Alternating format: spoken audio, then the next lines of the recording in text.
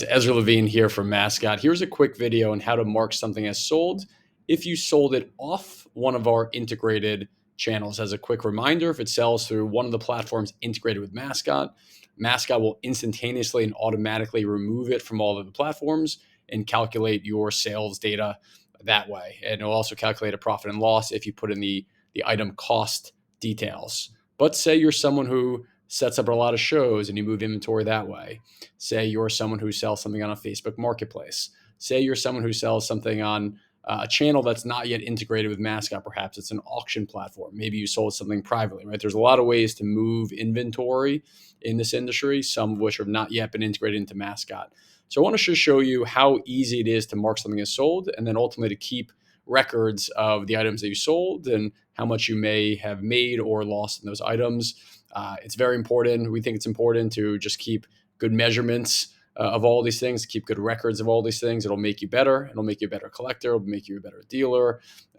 And so ultimately, we think this is quite important. So let's take an example. This is an example from the perspective of someone who already has inventory in Mascot. If that's not you, if you're new to Mascot, please see our YouTube channel. There's a lot of good demos, which are more Mascot 101, how to get items in, etc. But this is really from the perspective of someone who has inventory in Mascot, who sold something at a channel that is not integrated directly with Mascot. So you can see some of my inventory here. Let's say I'm at a show and I sell this Jackie Robinson 1953 Topps SGC1. So I'd go into my Mascot account. I'd click into the item. You can scroll down, see all the item details, of course. You can see right here, I put in my cost. I paid $250 for this item. All right, so I know what I paid for it. Now, if I sold it at a show, I simply go to Mark as Sold, bottom left-hand corner in gray. You can click it. And here's where you can put in your sales price, right? So this was where I had it listed on eBay, but I actually sold it at the show for $350. Right? I didn't sell this on a marketplace, so no marketplace fees.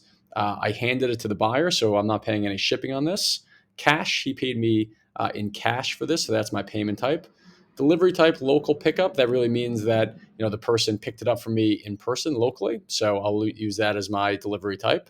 Place of sale, you can use any of these, or you can enter in anything you'd like. So I'm going to say the Philly show.